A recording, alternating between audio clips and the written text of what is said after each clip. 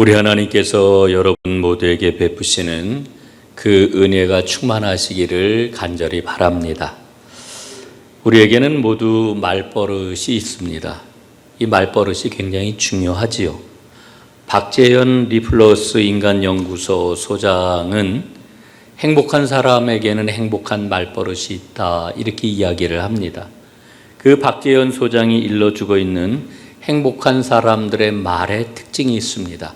그 몇 가지를 여러분들에게 먼저 좀 소개를 하려고 합니다. 첫 번째는 이렇게 이야기한다고 그래요. 방법이 있을 거야.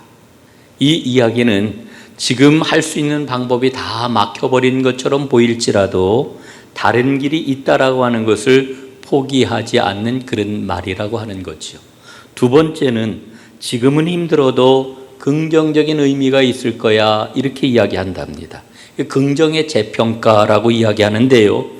이를테면은 우리가 지금 코로나 상황 참 힘들고 어려운 시간을 보내오지 않았습니까? 그런데 돌아보면은 그 덕분에 식구들이 더 많이 이야기를 하고 이전보다 더 가깝게 지내지 않았는가 하는 것을 보게 되는 거지요. 그래서 지금 겪고 있는 상황 속에서 긍정적인 면이나 또 새로운 의미를 발견하는 겁니다. 그러니까 현실을 바라보는 게 달라지게 되겠지요. 세 번째로는 지금은 힘들지만 이것만 끝나면 새로운 게 기다리고 있어, 이렇게 말을 한다는 겁니다.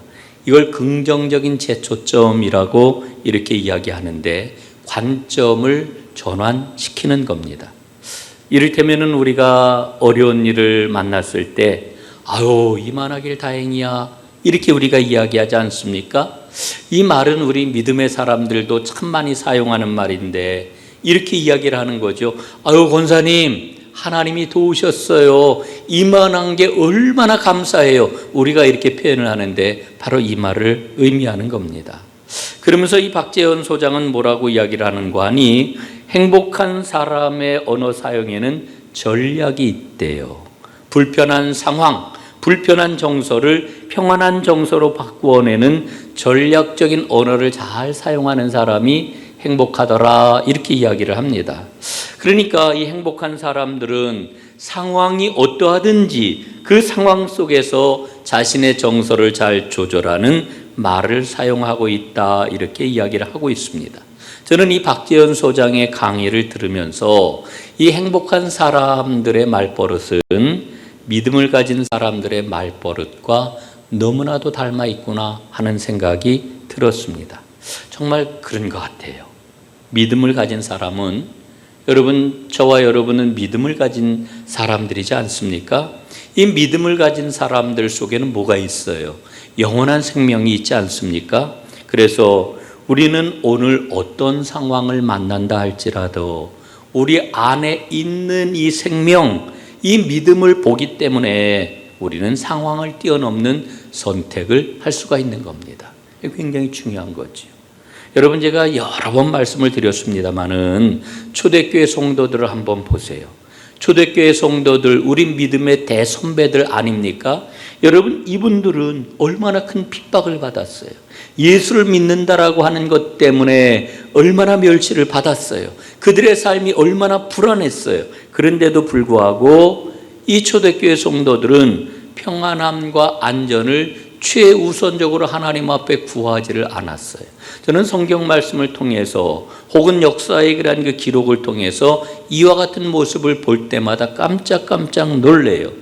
먹고 사는 것도 힘들고 핍박받아가지고 삶의 자리에서 언제 쫓겨날지도 모르는 그와 같은 상황인데 이들의 기도와 그들의 그런 그 삶의 간절한 간구의 내용을 보니까 하나님 나라를 먼저 구하고 있어요. 복음이 모든 사람들에게 전파되기를 하나님께 간구하고 있는 것을 발견을 하게 되는 거지요. 어떻게 이와 같은 삶을 살 수 있었을까? 그 이유가 어디에 있다고 생각을 하십니까? 제가 얻은 결론은 이렇습니다. 그들은 하나님 나라를 믿었어요. 그리고 그들은 하나님 나라를 살았어요.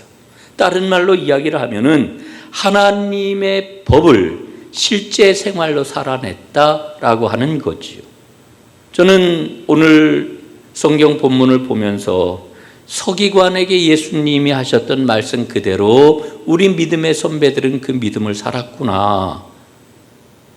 오늘 주님의 말씀의 핵심적인 내용이 뭡니까? 내가 하나님의 법을 잘 알고 있구나. 알고 있는 그대로 행하여라. 그러면 살 것이다. 이게 오늘 말씀의 핵심 아니겠습니까? 여러분, 오늘 우리가 지금 이어받고 있는 믿음의 전통이 뭐예요? 바로 이와 같은 믿음의 전통이고 믿음의 유산 아니겠습니까? 오늘 본문은 우리가 잘 알고 있는 선한 사마리아 사람 이야기입니다. 예수님께서는 이 이야기를 통해 가지고 우리가 붙잡아야 할 진리가 두 가지가 있다라고 하는 것을 우리에게 분명히 제시를 해 주십니다.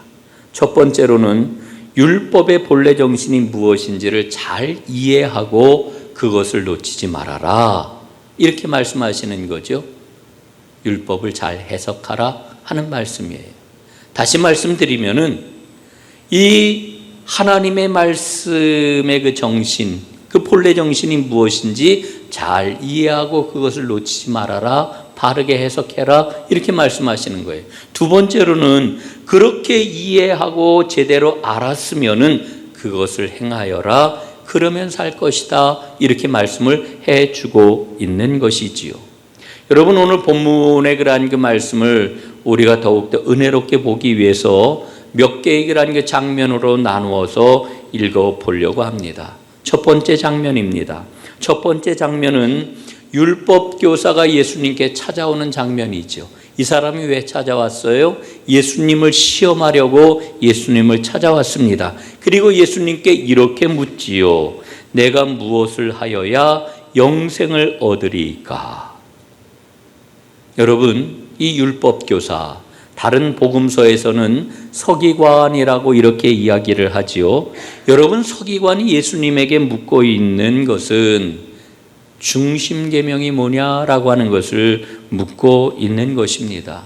그래서 예수님께서는 그 서기관에게 반문을 하십니다. 26절에 보니까 율법에 무엇이라고 기록이 되었으며 내가 그것을 어떻게 읽느냐? 예수님이 다시 물으셔요. 여러분, 예수님 당시에 서기관들은 이 율법의 전문가들 아닙니까? 예? 율법 박사들 아닙니까? 이 사람들은 율법을 613개의 조항으로 포함했습니다. 총 613개의 조항이 있는데 그 613개의 조항 가운데 365개의 조항은 하지 말아라 하는 금지 명령이고 248개는 해라 하는 긍정 명령으로 구분이 될 수 있다, 이렇게 생각을 했습니다. 그런데 중요한 것은 그렇게 나누어지는 그런 그 모든 율법 조항들 가운데 최고로 중요한 조항이 뭐냐? 이 문제를 놓고서 이제 그들은 끊임없이 논쟁을 벌여왔습니다. 그러니까 이 율법 조항을 놓고서 이 율법학자들, 서기관들은 아주 치열한 해석 논쟁을 펼쳐왔던 거지요. 이런 상황을 우리가 염두에 두고서 오늘 서기관이 예수님에게 대답하는 그 대답을 보게 되면은 이 서기관이 아주 율법을 핵심적으로 요약을 했고, 그리고 아주 훌륭한 답변을 예수님께 드렸구나라고 하는 것을 알 수가 있는 겁니다. 이렇게 이야기를 했지요. 내 마음을 다하며 목숨을 다하며 힘을 다하며 뜻을 다하여 주 너의 하나님을 사랑하고 또한 내 이웃을 내 자신과 같이 사랑하라 하였나이다. 이렇게 예수님께 말씀을 드립니다. 이 서기관의 대답을 들으시고 예수님 뭐라고 그러셔요? 이렇게 말씀을 하십니다. 내 대답이 옳도다. 예수님이 칭찬하신 거예요. 칭찬하셨어요. 야, 내 대답이 정말 옳구나. 칭찬을 하셨어요. 그런데 그 다음 이어서 예수님이 말씀을 주시는데 그 주시는 말씀이 오늘 본문의 핵심이라고 이야기할 수가 있지요. 이를 행하라, 그러면 살리라. 이를 행하라, 그러면 살리라. 여러분, 아무리 옳은 지식을 갖고 있다 할지라도 행하지 않으면은 소용이 없다는 거지. 행하지 않으면 생명이 없다라고 예수님 말씀을 하고 있는 거지요. 여러분, 당시 종교 지도자들, 유대 종교 지도자들, 이 서기관들 율법의 내용을 얼마나 줄줄줄줄 꿰뚫고 있었는지 몰라요. 율법 조항에 정통한 그와 같은 사람들이었던 거지요. 그러나 중요한 게 있어요. 그들은 율법의 말씀대로, 율법의 정신대로 살아가지를 않았다라고 하는 겁니다. 오늘 예수님께서 서기관에게 주시는 말씀, 그대로 행하라, 그러면 살리라 하는 이 말씀은 율법 정신을 망각하고 살아가는 당시의 사람들, 그 허상을 아주 명확하게 드러내고 있는 이와 같은 말씀인 것입니다. 두 번째 장면 좀 보도록 하겠습니다. 두 번째 장면은 예수님의 말씀을 들은 서기관이 자기를 옳게 보이려고 하는 그런 장면입니다. 서기관은요, 예수님에게 자신을 어필하고 싶었던 거예요. 자기를 돋보이고 싶었던 거예요. 자기를 드러내고 싶었어요. 예? 어떻게 드러내고 싶었느냐? 나는 율법을 정확하게 준수하고 율법대로 살아가는 하나님 백성입니다. 이걸 드러내고 싶었어요. 그래서 예수님에게 다시 묻지요. 그러면 내 이웃이 누구입니까? 예? 내 이웃이 누구입니까? 여러분, 오늘 이렇게 이야기하고 있는 이 서기관의 마음을 우리는 한번 헤아려 봐야 됩니다. 그럴 때 오늘 우리는 예수님의 말씀을 제대로 이해할 수가 있을 것입니다. 여러분, 그는 예수님께 대답을 잘했다고 칭찬을 받았어요.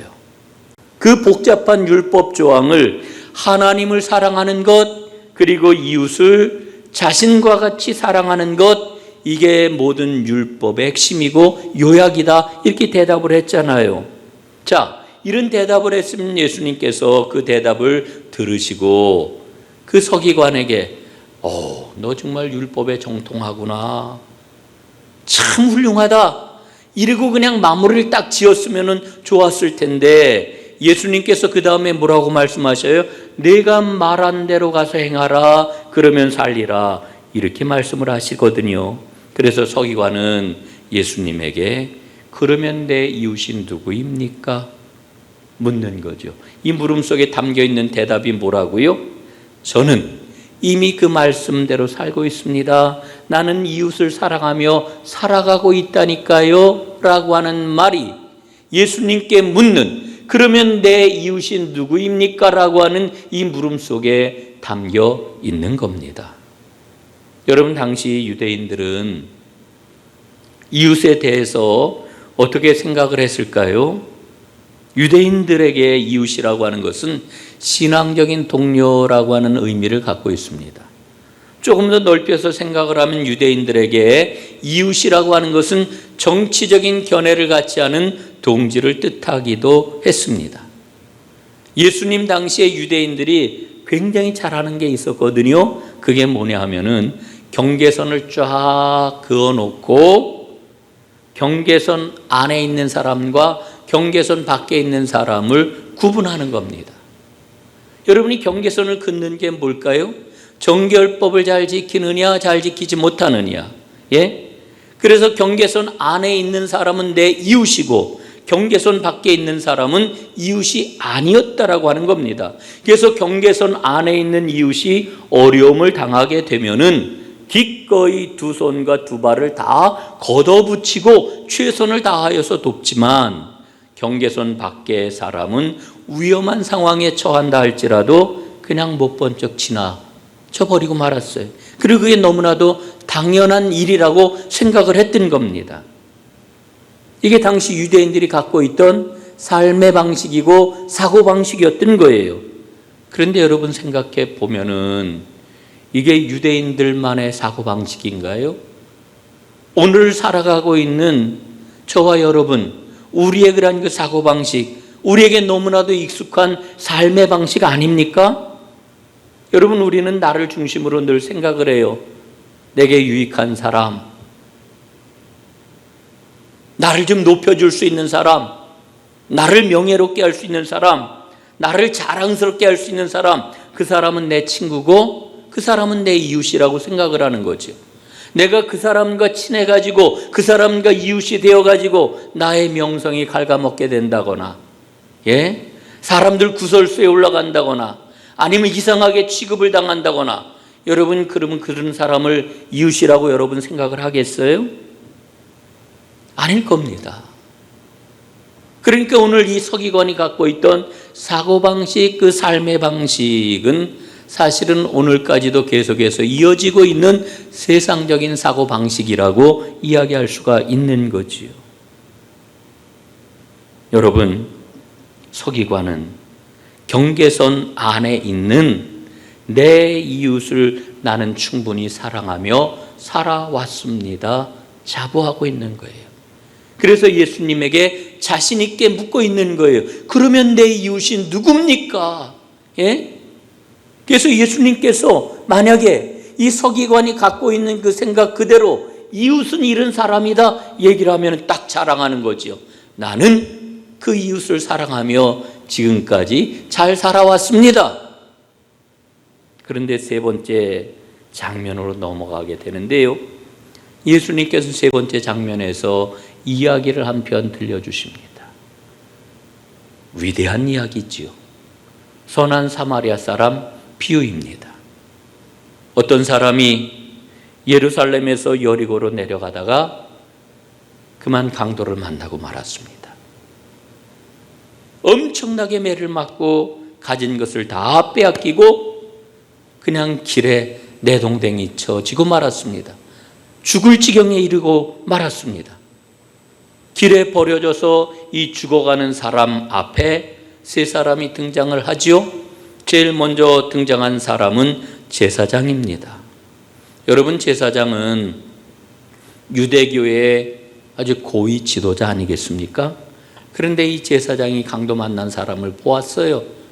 그러나 짐짓 못 본 채 하고서는 피해서 그만 도망가 버립니다. 두 번째 사람이 등장을 합니다. 이 사람은 레위인이었습니다.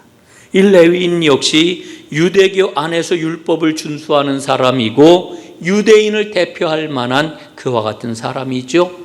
그런데 그도 역시 강도 만난 사람을 보기는 보았지만 못 본 척하며 피하여 그냥 지나가고 말았습니다. 세 번째 사람이 등장을 하지요. 그는 사마리아 사람이었습니다. 그런데 이 당시 사마리아 사람은 유대인들에게 아주 미움을 받는 사람, 멸시를 받는 사람이었습니다. 이들은 이스라엘의 피를 가지고 있었지만 이방인의 피가 반쯤 섞였어요. 이방인의 문화가 반쯤 섞인 이와 같은 사람들이었어요. 그래서 유대인들은 이 사마리아 사람들을 보기만 하면은 아유, 오늘 재수가 되게 없네 이러면서 아주 기분 나빠했고, 사람같이 여기지 않는 사람들이 바로 사마리아 사람들이었다라고 하는 거지요. 그 사마리아 사람에게서 무슨 고상함을 기대를 하고 그 사마리아 사람에게서 무슨 그 아름다운 그 삶을 기대할 수가 있겠습니까? 유대인들에게. 아이고, 그 쌍놈들한테 뭘 기대해, 뭐 이런 그 마음이 가득했던 거지요. 그런데 이 사마리아 사람이 강도 만난 사람이 죽어가는 것을 보았습니다. 그 강도 만난 사람을 보자마자 어이쿠, 큰일 났네, 이게 웬 변이람 이러면서 그 강도 만난 사람을 불쌍하게 여기는 마음, 그를 긍휼하게 여기는 마음이 심령 깊은 곳에서 이 사마리아 사람 마음속에서 요동을 치기 시작을 합니다. 그는 자기가 타고 가던 짐승에서 뛰어내렸습니다. 그 짐승이 말이었는지 그 짐승이 나귀였는지 알 수는 없지만 짐승에서 뛰어내렸어요. 그리고는 그 강도 만난 사람에게 가까이 다가갑니다. 상처를 살펴봅니다. 그리고는 상처에 기름을 붓고 포도주를 붓고 상처를 싸매 주지요. 응급조치를 취했습니다. 그런 다음에는 이 강도 만난 사람을 자기 짐승에 태워가지고 안전한 장소로 옮겨갑니다. 그리고는 자기의 돈을 들여서, 자기의 비용을 들여서 완전한 치료를 받도록 모든 조치를 취하는 것이지요. 강도 만난 사람을 살려냈습니다. 예수님이 이 이야기를 들려주신 다음에 율법 교사에게 이렇게 물으셔요. 내 생각에는 이 세 사람 중에 누가 강도 만난 자의 이웃이 되겠느냐?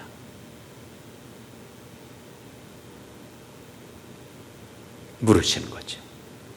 여러분, 우리가 너무나 잘 알고 있는 선한 사마리아 사람 이야기지만 오늘 이 이야기 속에서 주목을 해야 될 게 있어요. 예수님께서 서기관의 질문을 바꾸셨다라고 하는 거죠. 예수님은 누가 강도 만난 자의 이웃이 되겠느냐? 이 세 사람 가운데. 여러분, 원래 서기관이 물었던 질문은 어떤 질문입니까? 나의 이웃이 누구입니까? 내 이웃이 누구냐고 묻고 있었는데 예수님께서는 질문의 중심을 바꿔가지고 누가 이 세 사람 가운데서 강도 만난 사람의 이웃이 되었느냐 이렇게 묻고 계시는 겁니다. 여러분, 예수님이 오늘 우리에게 이웃에 대한 말씀을 하고 계시는데 예수님이 말씀하시는 이웃은 나에게 좋은 사람이 누구냐 이걸 말씀하시는 게 아니에요. 예수님은 지금 강도 만난 사람, 지금 손잡아 주어야 하는 사람, 지금 아파하는 사람, 그 사람이 바로 우리가 이웃이 되어 주어야 하는 사람이라고 하는 것을 우리에게 일러주고 있는 거지요. 오늘 저는 이 본문 말씀을 읽으면서 문득 깨닫습니다. 평생을 살아도 이웃 없이 살다가 갈 수도 있겠구나. 여러분, 이웃이 많으십니까? 내 이웃이 누구입니까? 여러분에게 누가 이웃입니까? 어제 저는 카페에서 한 권사님 이야기를 듣고 마음에 아주 감동도 받고 깜짝 놀랐어요. 우리 교회에 홀로 사시는 거동이 편치 않은 좀 불편하신 권사님이 한 분 계신데 어떤 그 여자 권사님이 글쎄 에어컨을 놔드렸대요. 근데 그 권사님이 무슨 돈이 많은 권사님이 아니에요. 저하고 여러분처럼 그냥 평범한, 정말 이렇게 늘 살림하면서 한 푼 두 푼 전략하고 아끼고 이러면서 살아가는 그런 그 권사님인데 이 권사님이 에어컨을 놔드린 거예요. 아무도 몰랐어요. 저도 몰랐고. 꽤 오래전에 놔드린 그런 그 에어컨인데, 근데 이 거동이 불편한 권사님이 다른 그런 그 권사님하고 전화를 하다가 자기도 모르게 아무개 권사님이 글쎄 에어컨을 놔줘가지고 이 더운 여름 나 지금 천국처럼 지내고 있어요. 자기도 모르게 이렇게 이야기를 하는 바람에 제가 그 이야기를 전해 들은 거지요. 그래서 제가 어제 카페에서 그 권사님을 만나 뵙고 어쩌면 그런 일을 하셨어요. 그랬더니 목사님 그거 어떻게 하셨어요? 아무도 모를 텐데 어떻게 하셨어요?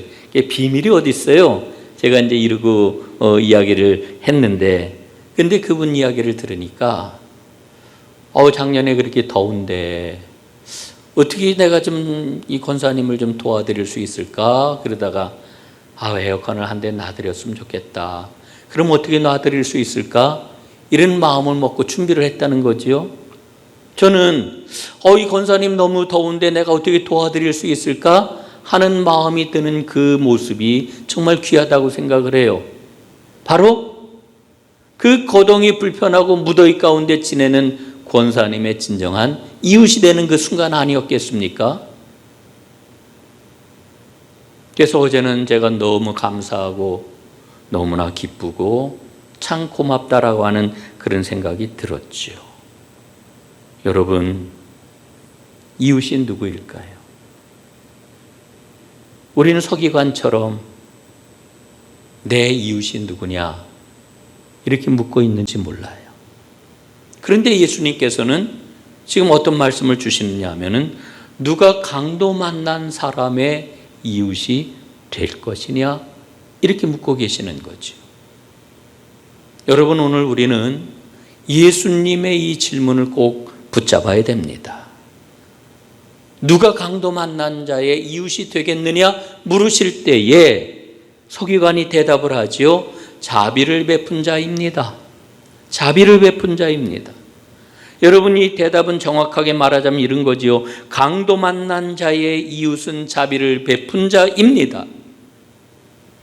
예수님의 마지막 말씀이 오늘 우리의 가슴에 와 닿습니다. 가서 너도 이와 같이 하라. 여러분, 이 말씀은 37절 말씀인데 28절 말씀과 연결해서 읽어야 됩니다. 가서 너도 이와 같이 하라. 그러면 살리라. 가서 너도 이와 같이 하라. 그러면 살리라. 여러분, 우리는 오늘 이 말씀을 읽으면서 예수님이 가서 너도 이와 같이 하라 하는 그런 그 말씀 때문에 아유, 이 말씀이 너무 무거워요. 너무 힘들어요. 맨날 주님의 말씀을 보면 이렇게 해라 저렇게 해라 이렇게 말씀을 하시니까 너무 부담스러워요. 여러분, 혹시 이렇게 생각이 될지도 모르겠습니다. 그러나 여러분, 예수님의 말씀을 한번 마음에 깊이 새겨보시고요. 주님의 은혜를 구해보세요.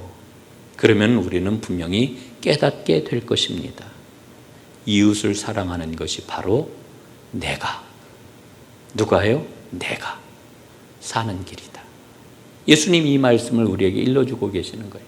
오늘 예수님은 너 이웃 사랑해라, 너 베풀어라, 뭔가 해라 이 말씀을 하는 게 아니고 예수님이 궁극적으로 우리에게 주시려고 하는 말씀은 생명의 길, 살 길이 뭔지를 우리에게 제시해 주고 있는 거예요.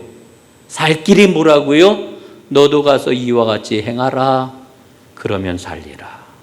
예? 오늘 예수님이 밝혀주시는 진리는요, 이 말씀 속에 다 들어있습니다. 율법을 정리할 때 뭐라고 그래요? 하나님을 사랑하라 하는 것과 이웃을 내 자신과 같이 사랑하라 하는 것입니다. 예? 이웃을 사랑하는데 어떻게 사랑을 해요?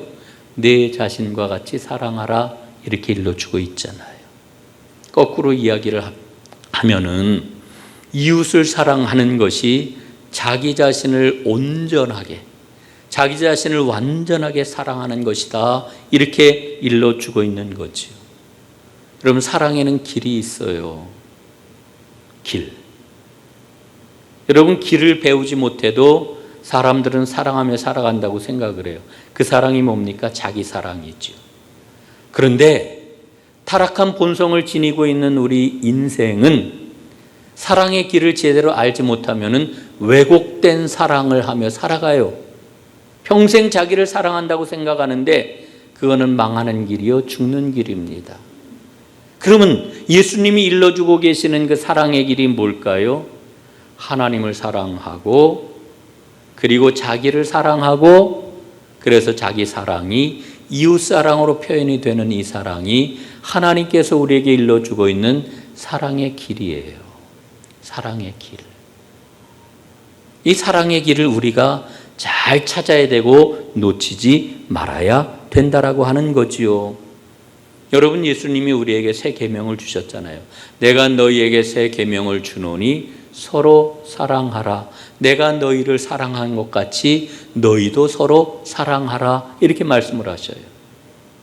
여러분, 서로 사랑하라 하는 말씀 앞에 붙어 있는 그 말씀이 더 중요하지요. 내가 너희를 사랑한 것 같이. 여러분, 주님의 사랑을 우리가 받지 못하면, 우리가 주님의 사랑을 실제로 체험하고 그 사랑을 누리지 못하면 우리는 사랑하며 산다고 생각을 하지만 사실은 사랑을 모르고 살아가는 거예요. 주님의 사랑이 나의 실제가 되어야 됩니다. 주님이 나를 사랑하시는 것을 우리는 체험해야 됩니다. 그 사랑 가운데 살아가야 됩니다. 그래야 우리는 서로 사랑할 수 있습니다. 그러나 그 이전에 더 중요한 게 있는데 그게 뭐냐? 나를 사랑하는 겁니다. 자기 사랑. 하나님의 사랑 가운데 자기를 사랑하는 사람이 꼭 되시기를 간절히 바랍니다. 그럴 때 그 자기 사랑은 이웃사랑이라고 하는 아름다운 모습으로 표현이 될 수가 있는 거지요. 여러분, 오늘 이제 질문을 여러분들에게 던짐으로 오늘 말씀을 마치려고 합니다. 여러분에게 이웃사랑에 포함이 되어야 할 대상이 누굽니까? 한번 잘 생각해 보십시오. 기도해 보십시오. 그리고 주님께서 깨우쳐 주시는 대로 사랑하십시오. 오늘 주님 말씀하십니다. 가서 너도 이와 같이 하라. 그러면 살리라. 기도하겠습니다. 살아계신 아버지 하나님 고맙습니다.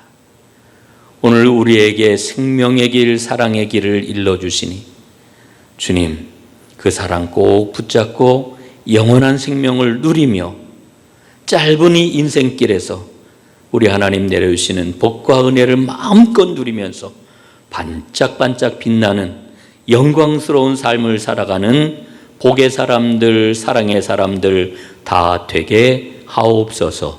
예수님 이름으로 기도드리옵나이다. 아멘.